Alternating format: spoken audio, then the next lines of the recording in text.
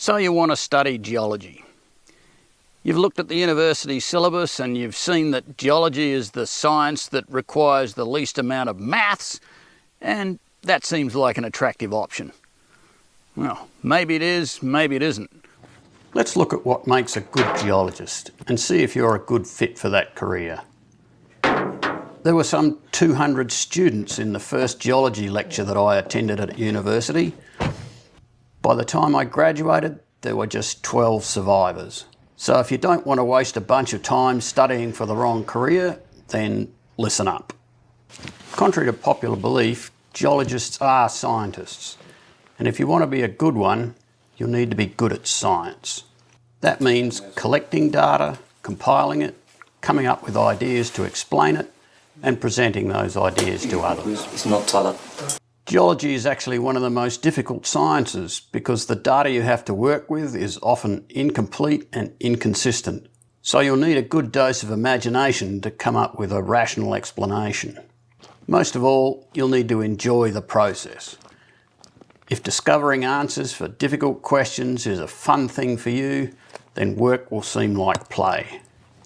You're almost always working with a limited set of resources, a scattered set of facts that are unrelated and often unreliable. You'll come up with a theory and it'll be proven wrong on a regular basis. If you can't accept being proven wrong on a regular basis, then you probably should think about a different career, because that happens all the time in this industry and you have to be able to get over it and move on. There are lots of branches of geology, and some of them involve a lot of fieldwork, others are done entirely indoors. I'm going to talk about mineral exploration geology since that's what I do. The job of a mineral exploration geologist is to find new mineral deposits that will become the mines of tomorrow. I often liken exploration geology to cold case investigation. The thing you're looking for happened a long time ago. Most of the facts have been lost or destroyed or covered up.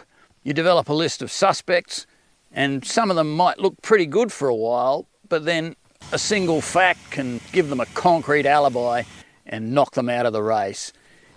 Sometimes it can take years and multiple groups of people working on the same thing before someone cracks the case. But if you're that person that cracks the case, the feeling of that discovery is just incomparable. That's why I do this job, and that's why I go into the bush every day, because it never gets old. That thrill of discovery just never gets old. If you choose geology at university, you'll study basic science prerequisites, physics, chemistry and maths, along with the geology subjects. You don't have to be a numbers nerd to graduate as a geologist, but having those basic science subjects under your belt will give you a much better understanding of the processes that make the rocks you study.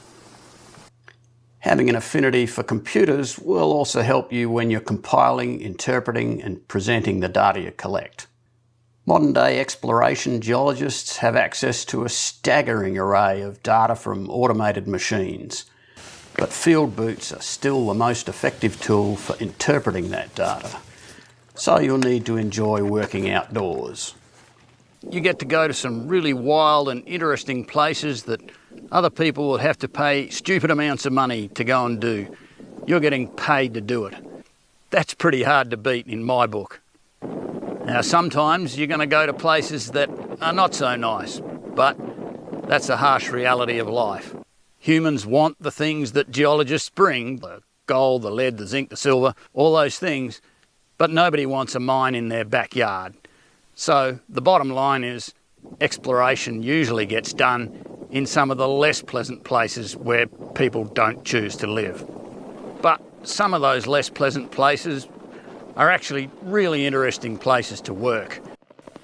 At the pointy end of exploration geology, you can often be working in remote areas, sometimes on your own, with limited resources and in difficult conditions. That's not an easy job, and it's only suited to certain types of people. You need to be independent-minded, you need to be resourceful, and you need to enjoy being in that kind of difficult situation. And there certainly is enjoyment when you get through it and particularly when you discover something. But you don't have to discover a new mineral deposit every day.